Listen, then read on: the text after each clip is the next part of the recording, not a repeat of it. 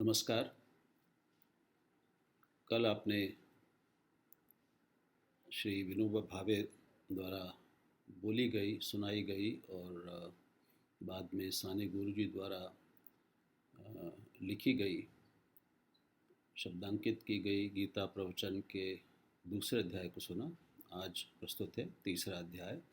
और ये मैं स्पष्ट कर दूं कि इसके बाद का एक एक शब्द मेरा नहीं, विनोबा जी का बोला हुआ है। इसलिए इस भ्रम में कोई न रहे कि ये मेरी व्याख्या है। ये एक भी शब्द इसके बाद से अब मेरा नहीं होगा।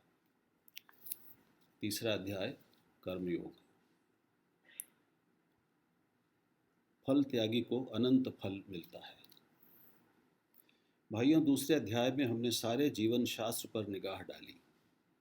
अब तीसरे अध्याय में इसी जीवन शास्त्र का स्पष्टीकरण है। पहले हमने तत्वों का विचार किया, अब उनकी तफसील में जाएंगे। पिछले अध्याय में कर्मयोग संबंधी विवेचन किया था।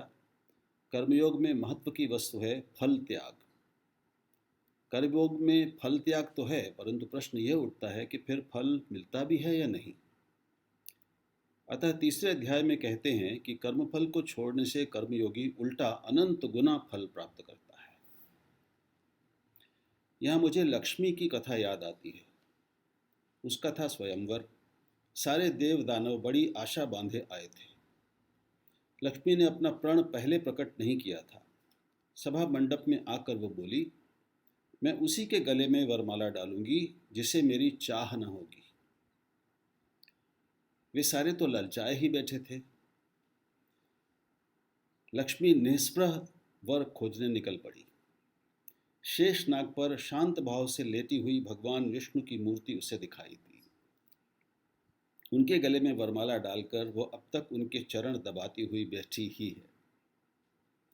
न मागे तयाची रमा होय दासी, जो नहीं चाहता उसकी रमा दासी बनती है। यही तो खूबी है। साधारण मनुष्य अपने फल के आसपास बाड़ लगाता है, पर इससे मिलने वाला अनंत फल वो खो बैठता है। सांसारिक मनुष्य अपार कर्म करके अल्प फल प्राप्त करता है, पर कर्मयोगी थोड़ा सा करके भी अनंत गुना प्राप्त करता है। यह फर्क सिर्फ एक भावना के कारण होता है। टॉल्स्टॉय ने एक जगह पर लिखा है, लोग ईसा मसीह के त्याग की बहुत स्तुति करते हैं, परंतु ये संसारी जीव तो रोज न जाने कितना अपना खून सुखाते हैं, दौड़ धूप करते हैं। पूरे 2 गधों का बोझ अपनी पीठ पर लाद कर चक्कर काटने वाले ये संसारी जीव, इन्हें ईसा से कितना गुना ज्यादा कष्ट, कितनी ज्यादा इनकी दुर्दशा। यदि इनके आधे भी कष्ट भगवान के लिए उठाएं तो सचमुच ईसा से भी महान हो जाएंगे। संसारी मनुष्य की तपस्या सचमुच बड़ी होती है, पर वो होती है क्षुद्र फलों की खातिर। जैसी वासना वैसा फल। अपनी चीज की जो कीमत हम आंकते हैं, उससे ज्यादा कीमत संसार में नहीं आंकी जाती। सुदामा चिवड़ा लेकर भगवान के पास गए। उस मुट्ठी भर चिवड़े की कीमत एक धेला भी शायद न हो, परंतु सुदामा को वे अनमोल मालूम होते थे, क्योंकि उनमें भक्ति भाव था। वे अभिमंत्रित थे। उनके कण कण में भावना भरी थी। चीज भले ही क्षुद्र क्यों न हो, मंत्र से उसका मोल, उसकी सामर्थ्य बढ़ जाती है। नोट का वजन भला कितना होगा? उसे सुलगाएं तो एक बूंद पानी भी शायद ही गर्म हो, लेकिन उस पर मुहर लगी होती है, उसी से उसकी कीमत होती है। कर्मयोग में यही सारी खूबी है। कर्म को नोट ही समझो। भावना रूपी मुहर की कीमत है, कर्म रूपी कागज के टुकड़े की नहीं। एक तरह से यह मैं मूर्ति पूजा का ही रहस्य बतला रहा हूं। मूर्ति पूजा की कल्पना में बड़ा सौंदर्य है। इस मूर्ति को कौन तोड़ फोड़ सकता है? यह मूर्ति पहले एक टुकड़ा ही तो थी। मैंने इसमें प्राण डाला, अपनी भावना डाली। भला इस भावना के कोई टुकड़े कर सकता है? टुकड़े पत्थर के हो सकते हैं, भावना के नहीं। जब मैं अपनी भावना मूर्ति में से निकाल लूंगा, तब वहां पत्थर बचा रहेगा और तभी उसके टुकड़े हो सकते हैं। कर्म यानी पत्थर या कागज का टुकड़ा। मेरी माँ ने कागज की एक चिट पर टूटी फूटी भाषा में 2-4 टेढ़ी मेढ़ी पंक्तियां लिखकर भेज दी और दूसरे किसी ने 50 पन्नों का आलतू फालतू पुलिंदा लिखकर भेजा। अब किसका वजन ज्यादा होगा? माँ की उन 4 पंक्तियों में जो भाव है वो अनमोल है, पवित्र है। उसकी बराबरी वो पुलिंदा नहीं कर सकता। कर्म में आर्द्रता चाहिए, भावना चाहिए।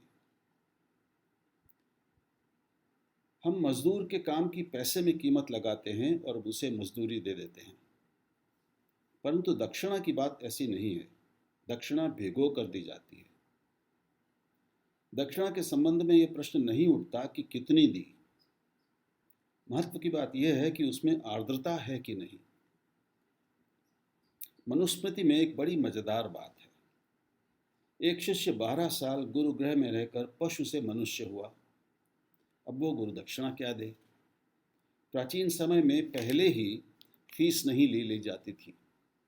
12 साल पढ़ चुकने के बाद जो कुछ देना हो सो गुरु को दे दिया जाता था। मनु कहते हैं, चढ़ा दो गुरु जी को एकाध पत्र पुष्प, दे दो एकाध पंखा या खड़ाऊं या पानी से भरा कलश। इसे आप मजाक मत समझिए, क्योंकि जो कुछ देना है श्रद्धा का चिन्ह समझकर देना है। फूल में भला क्या वजन है, परंतु उसके भक्ति भाव में ब्रह्मांड के बराबर वजन है। रुक्मिणी ने एक्या तुलसी दलाने गिरधर प्रभु तुलिला। रुक्मिणी ने एक ही तुलसी दल से गिरधर प्रभु को तौल लिया। सत्यभामा के ढेर सारे गहनों से काम नहीं चला, परंतु भाव भक्ति से पूर्ण एक तुलसी दल जब रुक्मिणी माता ने पलड़े में डाल दिया तो सारा काम बन गया। वह तुलसी दल अभिमंत्रित था, अब वह मामूली नहीं रह गया था। कर्मयोगी के कर्म की भी यही बात है। कल्पना कीजिए कि 2 व्यक्ति गंगा स्नान करने गए हैं। उनमें से एक कहता है, लोग गंगा गंगा कहते हैं, उसमें है क्या? 2 हिस्से हाइड्रोजन, 1 हिस्सा ऑक्सीजन, 1-2 गैस एकत्र कर दिए ऐसे तो हो गई गंगा। इससे अधिक उसमें क्या है? दूसरा कहता है, भगवान विष्णु के पद कमलों से ये निकली है, शंकर के जटा जूट में इसने वास किया है, हजारों ब्रह्मर्षियों ने और राजर्षियों ने इसके तीर पर तपस्या की है, अनंत पुण्य कृत्य इसके तट पर हुए हैं, ऐसी ये पवित्र गंगा माई है। इस भावना से अभिभूत होकर वो उसमें नहाता है। वो ऑक्सीजन हाइड्रोजन वाला भी नहाता है। अब देह शुद्धि रूपी फल तो दोनों को मिला ही, परंतु उस भक्त को देह शुद्धि के साथ ही चित्त शुद्धि रूपी फल भी मिला। यूं तो गंगा में बैल भी नहाए तो उसे देह शुद्धि प्राप्त होगी, शरीर की गंदगी निकल जाएगी, परंतु मन का मैल कैसे, मन का मल कैसे धुलेगा? एक को देह शुद्धि का तुच्छ फल मिला, दूसरे को उसके अलावा चित्त शुद्ध रूपी अनमोल फल भी मिला। स्नान करके सूर्य नमस्कार करने वाले को व्यायाम का फल तो मिलेगा ही, परंतु वो आरोग्य के लिए नमस्कार नहीं करता, उपासना के लिए करता है। इससे उसके शरीर को तो आरोग्य लाभ होता ही है, साथ ही बुद्धि की प्रभा भी फैलती है। आरोग्य के साथ स्फूर्ति और प्रतिभा भी उसे सूर्य नारायण से मिलती है। कर्म वही, परंतु भावना भेद से उसमें अंतर पड़ जाता है। परमार्थी मनुष्य का कर्म आत्मविकासक होता है, तो संसारी मनुष्य का कर्म आत्मबंधक सिद्ध होता है। जो कर्मयोगी किसान होगा वो स्वधर्म समझकर खेती करेगा। इससे उसकी उदर पूर्ति अवश्य होगी, परंतु उदर पूर्ति हो इसलिए वो खेती नहीं करता, बल्कि खेती कर सके इसलिए भोजन को वो एक साधन मानेगा। स्वधर्म उसका साध्य और भोजन उसका साधन हुआ। परंतु दूसरा सामान्य किसान होगा, उसके लिए उदर पूर्ति साध्य और खेती रूपी स्वधर्म साधन होगा। ऐसी यह एक दूसरी से उल्टी व्यवस्था है। दूसरे अध्याय में स्थितप्रज्ञ के लक्षण बताते हुए ये बात मजेदार ढंग से कही गई है। जहां दूसरे लोग जागृत रहते हैं वहां कर्मयोगी सोता रहता है, जहां दूसरे लोग निद्रित रहते हैं वहां कर्मयोगी जागृत रहता है। हम उदरपूर्ति के लिए जागृत रहेंगे तो कर्मयोगी इस बात के लिए जागृत रहेगा कि उसका एक क्षण भी बिना कर्म के न जाए। वो खाता भी है तो मजबूर होकर। इस पेट के मटके में इसीलिए कुछ डालता है कि डालना जरूरी है। संसारी मनुष्य को भोजन में आनंद आता है, योगी को भोजन में कष्ट होता है। इसलिए वो स्वाद ले लेकर भोजन नहीं करेगा, संयम से काम लेगा। एक की जो रात वही दूसरे का दिन, और एक का जो दिन वही दूसरे की रात। अर्थात जो एक का आनंद वही दूसरे का दुख, और जो एक का दुख वही दूसरे का आनंद हो जाता है। संसारी और कर्मयोगी दोनों के कर्म तो एक से ही हैं, परंतु कर्मयोगी की विशेषता यह है कि वो फलासक्ति छोड़कर कर्म में ही रमता है। संसारी की तरह ही योगी भी खाएगा, पिएगा, सोएगा, परंतु तत्संबंधी उसकी भावना भिन्न होगी। इसीलिए तो आरंभ में ही स्थितप्रज्ञ की संयम मूर्ति खड़ी कर दी गई है, जबकि गीता के अभी 16 अध्याय बाकी हैं। संसारी पुरुष और कर्मयोगी दोनों के कर्मों का साम्य और वैषम्य तत्काल दिखाई देता है। फर्ज कीजिए कि कर्मयोगी गो रक्षा का काम कर रहा है, तो वो किस दृष्टि से करेगा? उसकी ये भावना रहेगी कि गो सेवा करने से समाज को भरपूर दूध उपलब्ध हो, गाय के बहाने मनुष्य से निचली पशु सृष्टि से प्रेम संबंध जुड़े। ये नहीं कि मुझे वेतन मिले, वेतन तो कहीं गया नहीं है, परंतु असली आनंद, सच्चा सुख इस दिव्य भावना में है। कर्मयोगी का कर्म उसे विश्व के साथ समरस कर देता है। तुलसी को जल चढ़ाए बिना भोजन नहीं करेंगे, इसमें वनस्पति सृष्टि के साथ हमने प्रेम संबंध जोड़ा है। तुलसी को भूखा रखकर मैं पहले कैसे खा लूं? इस तरह गाय के साथ एक रूपता, वनस्पति के साथ एक रूपता साधते साधते हम सारे विश्व से एक रूपता साध सकते हैं। भारतीय युद्ध में शाम होते ही सब लोग तो संध्या आदि करने के लिए चले जाते, परंतु भगवान श्री कृष्ण रथ के घोड़े खोलकर उन्हें पानी पिलाते, खरहरा करते और उनके शरीर से शल्य निकालते। उस सेवा में भगवान को कितना आनंद आता था, कभी यह वर्णन करते हुए अघाते ही नहीं। अपने पीतांबर में दाना रातिब लेकर घोड़ों को देने वाले उस पार्थ सारथी का चित्र अपनी आंखों के सामने खड़ा कीजिए और कर्मयोग के आनंद की कल्पना का अनुभव कीजिए। प्रत्येक कर्म मानो आध्यात्मिक उच्चतर पारमार्थिक कर्म है। खादी के ही काम को लीजिए। कंधे पर खादी की गांठ लाद कर घर घर फेरी लगाने वाला क्या ऊब जाता है? नहीं, क्योंकि वो इस विचार में मस्त रहता है कि देश के जो मेरे करोड़ों नंगे भूखे भाई बहन हैं, उन्हें मुझे 2 कौर खिलाना है। उसका वो गज भर खादी खपाना समस्त दरिद्र नारायण के साथ जुड़ा हुआ होता है। कर्मयोग के विविध प्रयोजन। निष्काम कर्मयोग में अद्भुत सामर्थ्य है। ऐसे कर्म से व्यक्ति और समाज दोनों का परम कल्याण होता है। स्वधर्माचरण करने वाले कर्मयोगी की शरीर यात्रा तो चलती ही है, परंतु सदा सर्वदा उद्योगरत रहने के कारण उसका शरीर निरोगी और स्वच्छ रहता है। उसके इस कर्म की बदौलत उस समाज का भी जिसमें वो रहता है अच्छी तरह योगक्षेम चलता है। कर्मयोगी किसान ज़्यादा पैसा मिलेगा इसलिए अफीम और तंबाकू नहीं बोएगा। वो अपने कर्म के संबंध समाज मंगल के साथ जोड़ता है। स्वधर्म रूप कर्म समाज के लिए हितकर ही होगा। जो व्यापारी यह मानता है कि मेरा ये व्यवहार रूप कर्म जनता के हित के लिए है, वो कभी विदेशी कपड़ा नहीं बेचेगा। उसका व्यापार समाजोपकारक होगा। अपने को भूलकर अपने आसपास के समाज से समरस होने वाले ऐसे कर्मयोगी जिस समाज में पैदा होते हैं, उसमें सुव्यवस्था, समृद्धि और सौमनस्य रहता है।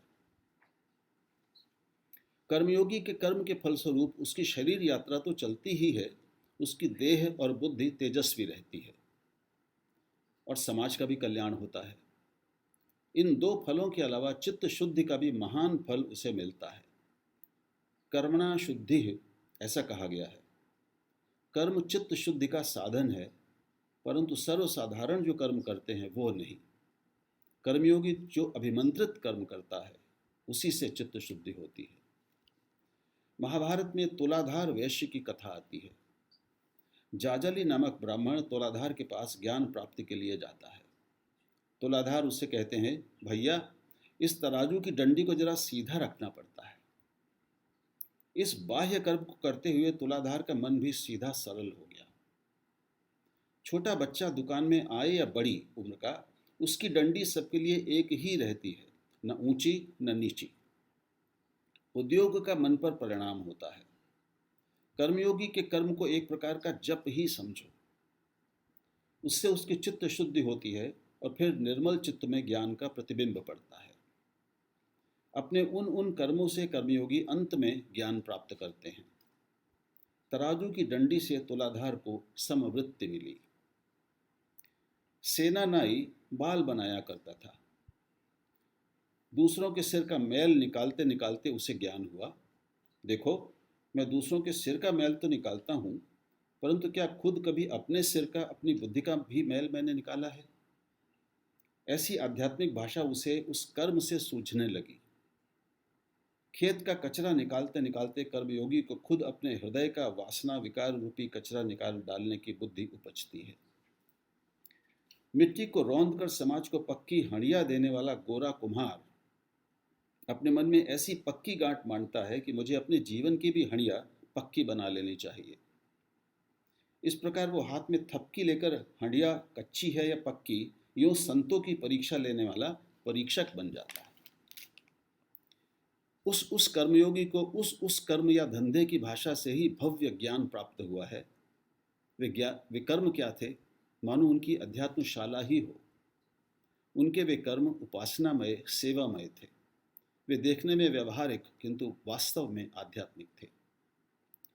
कर्मयोगी के कर्म से एक और भी उत्तम फल मिलता है, और वो है समाज को एक आदर्श प्राप्त हो जाता है।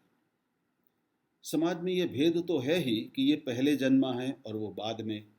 जिनका जन्म पहले हुआ है उनके जिम्मे बाद में पैदा होने वालों के लिए उदाहरण बन जाने का काम रहता है। बड़े भाई पर छोटे भाई को, माँ बाप पर बेटा बेटी को, नेता पर अनुयायियों को, गुरु पर शिष्यों को अपनी कृति के द्वारा उदाहरण पेश करने की जिम्मेदारी है। ऐसा उदाहरण कर्मयोगी के सिवा और कौन उपस्थित कर सकता है? इस पर जैसा हमारे वेद विलास ने सुझाव दिया था, मैं पाठ से थोड़ा सा हटकर वो श्लोक आपको सुना देता हूँ जो गीता में आता है, जहाँ से विनोबा ये बात कह रहे हैं, और वो बहुत ही महत्वपूर्ण है और बहुत उसका आपने शायद सुना भी होगा। यद यद आचरति श्रेष्ठस तत्तत् देवेतरो जनः स यत् प्रमाणम कुरुते लोकस्तदनुवर्तते। यानी श्रेष्ठ लोग जिस जिस तरह से आचरण करते हैं उस तरह से अन्य जन भी, वे जो सब प्रमाण करते हैं लोग उसी का अनुसरण करते हैं। उसके लिए विनोबा ने ये शब्द कहे। कर्मयोगी सदैव कर्मरत रहता है, क्योंकि कर्म में ही उसे आनंद मालूम होता है। इससे समाज में दंभ नहीं बढ़ता। कर्मयोगी स्वयं तृप्त होता है तो भी कर्म किए बिना उससे रहा नहीं जाता। तुकाराम कहते हैं, भजन से भगवान मिल गया तो क्या इसलिए मैं भजन छोड़ दूं? भजन तो अब हमारा सहज धर्म हो गया। आधी होता संत संग, तुका झाला पांडुरंग, त्याचे भजन राही ना, मूल स्वभाव जाई ना। पहले संत संग था जिससे तुकाराम पांडुरंग बन गया, लेकिन उसके भजन का तार अब टूटता नहीं। भला मूल स्वभाव भी कहीं छूटता है? कर्म की सीढ़ी से चढ़कर शिखर तक पहुंच गए, परंतु शिखर पर पहुंचने पर भी कर्मयोगी सीढ़ी नहीं छोड़ता। वो उससे छूट ही नहीं सकती। उसकी इंद्रियों को उन कर्मों की करने की सहज आदत पड़ जाती है। इस तरह स्वधर्म कर्म रूपी सेवा की सीढ़ी का महत्व वो समाज को जचाता रहता है। समाज से ढोंग का मिटना बहुत ही बड़ी चीज है। ढोंग पाखंड से समाज डूब जाता है। ज्ञानी यदि शांत बैठ जाए तो उसे देखकर दूसरे भी हाथ पर हाथ धरकर बैठ जाए। ज्ञानी तो नित्य तृप्त होने के कारण आंतरिक सुख में तल्लीन रहकर शांत रहेगा, परंतु दूसरा मनुष्य भीतर से रोता हुआ भी कर्म शून्य हो जाएगा। एक अंतःस्तृप्त होकर स्वस्थ बैठा है, तो दूसरा मन में कुढ़ता हुआ स्वस्थ बैठा है। ऐसी स्थिति भयंकर है। इससे दंभ पाखंड बढ़ेगा। अतः सारे संत शिखर पर पहुंचकर भी साधन का पल्ला बड़ी सतर्कता से पकड़े रहे, आमरण स्वधर्माचरण करते रहे। माता पिता के गुड्डा गुडियों के माता बच्चों के गुड्डा गुड्डियों के खेल में रस लेती है, यह समझते हुए भी कि यह सारा नकली अवास्तविक है। वो उस खेल में शरीक होकर उनमें रुचि उत्पन्न करती है। माँ यदि उन खेलों में शरीक न हो तो बच्चे को उसमें मज़ा नहीं आएगा। कर्मयोगी तृप्त होकर कर्म छोड़ देगा तो दूसरे अतृप्त रहते हुए भी कर्म छोड़ देंगे, हालांकि मन में भूखे और निरानंद रहेंगे। अतः कर्मयोगी मामूली आदमी की तरह ही कर्म करता रहता है। वो ये नहीं मानता कि मैं कोई विशिष्ट मनुष्य हूँ। औरों की अपेक्षा वो अनंत गुना परिश्रम बाहर से करता है। अमुक का एक कर्म पारमार्थिक है, ऐसी छाप लगाने की जरूरत नहीं है। कर्म का विज्ञापन करने की जरूरत नहीं है। यदि तुम उत्कृष्ट ब्रह्मचारी हो तो अपने कर्म में औरों की अपेक्षा 100 गुना उत्साह दिखने दो। कम खाना मिलने पर भी तिगुना काम होने दो। समाज की सेवा अपने द्वारा अधिक होने दो। अपना ब्रह्मचर्य अपने आचार व्यवहार में दिखने दो। चंदन की सुगंध बाहर फैलने दो। सार यह है कि कर्मयोगी फल की इच्छा छोड़ने से ऐसे अनंत फल प्राप्त करेगा। उसकी शरीर यात्रा चलती रहेगी। शरीर और बुद्धि दोनों सतेज रहेंगे। जिस समाज में वो विचरेगा वह समाज सुखी होगा। उसकी चित्त शुद्धि होकर उसे ज्ञान भी मिलेगा और समाज से ढोंग पाखंड मिटकर जीवन का पवित्र आदर्श भी प्रकट होगा। कर्मयोग की यह अनुभव सिद्ध महिमा है। कर्मयोग व्रत में अंतराय। कर्मयोगी अपना कर्म औरों की अपेक्षा उत्कृष्ट रीति से करेगा, क्योंकि उसके लिए कर्म ही उपासना है, कर्म ही पूजा है। मैंने भगवान का पूजन किया, फिर पूजा का नैवेद्य प्रसाद के रूप में पाया, परंतु क्या वो नैवेद्य उस पूजा का फल है? जो नैवेद्य के लिए पूजन करेगा उसे प्रसाद का अंश तो तुरंत मिलेगा ही, परंतु जो कर्मयोगी है वो अपने पूजा कर्म के द्वारा परमेश्वर दर्शन रूपी फल चाहता है। वो उस कर्म की कीमत इतनी थोड़ी नहीं समझता कि सिर्फ प्रसाद ही मिल जाए। वो अपने कर्म की कीमत कम आंकने के लिए तैयार नहीं है। स्थूल नाप से वो अपने कर्मों को नहीं नापता। जिसकी स्थूल दृष्टि है उसे फल भी स्थूल ही मिलेगा। खेती की एक कहावत है, गहरा बो पर गीला बो। महज गहरे जोतने से काम नहीं चलेगा, नीचे तरी भी होनी चाहिए। गहराई और तरी दोनों होंगी तो भुट्टा बड़ा कलाई के बराबर निकलेगा। अतः कर्म गहरा अर्थात उत्कृष्ट होना चाहिए। फिर उसमें ईश्वर भक्त की ईश्वरार्पणता रूपी तरी भी होनी चाहिए। कर्मयोगी गहरा कर्म करके उसे ईश्वरार्पण कर देता है। परमार्थ के संबंध में कुछ मूर्खतापूर्ण कल्पनाएं हमारे अंदर फैल गई हैं। लोग समझते हैं कि जो परमार्थी हो गया उसे हाथ पांव हिलाने की जरूरत नहीं, कामकाज करने की जरूरत नहीं। कहते हैं जो खेती करता है, खादी बुनता है, वो कैसा परमार्थी? परंतु कोई ये नहीं पूछता कि जो भोजन करता है वो कैसा परमार्थी। कर्मयोगी का परमेश्वर तो कहीं घोड़ों को खरहरा करता है, कहीं राजसूय यज्ञ के समय जूठी पत्तलें उठाता है, कहीं जंगल में गायें चराने जाता है। वो द्वारिकाधीश फिर कभी गोकुल जाता है तो बंसी बजाते हुए गायें चराता है। इस तरह संतों ने तो घोड़ों को खरहारा करने वाला, गायें चराने वाला, रथ हाँकने वाला, पत्तल उठाने वाला, लीपने वाला कर्मयोगी परमेश्वर खड़ा किया है। और खुद संत भी कोई दर्जी तो कोई कुम्हार का, कोई बुनकर का तो कोई माली का, कोई आटा पीसने का तो कोई बनिए का, कोई नाई का तो कोई मरे ढोर की खाल खींचने का काम करते करते मुक्त हो गए हैं। ऐसे इस दिव्य कर्मयोग के व्रत से मनुष्य दो कारणों से डिगता है। इस सिलसिले में हमें इंद्रियों का विशिष्ट स्वभाव ध्यान में रखना चाहिए। हमारी इंद्रियां सदैव यह चाहिए और वो नहीं चाहिए। यह चाहिए और वो नहीं चाहिए, ऐसे द्वंद्वों से घिरी रहती हैं। जो चाहिए उसके लिए राग अर्थात प्रीति, और जो नहीं चाहिए उसके प्रति मन में द्वेष उत्पन्न होता है। ऐसे ये राग द्वेष काम क्रोध मनुष्य को नोच नोच कर खाते हैं।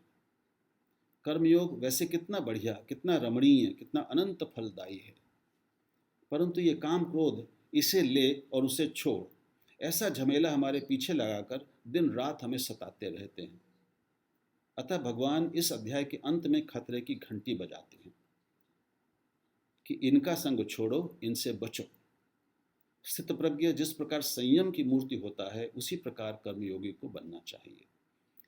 और यूँ समाप्त हुआ श्रीमद् भगवद गीता का 3रा अध्याय और उस पर विनोबा भावे के गीता प्रवचन का 3रा अध्याय। नमस्कार।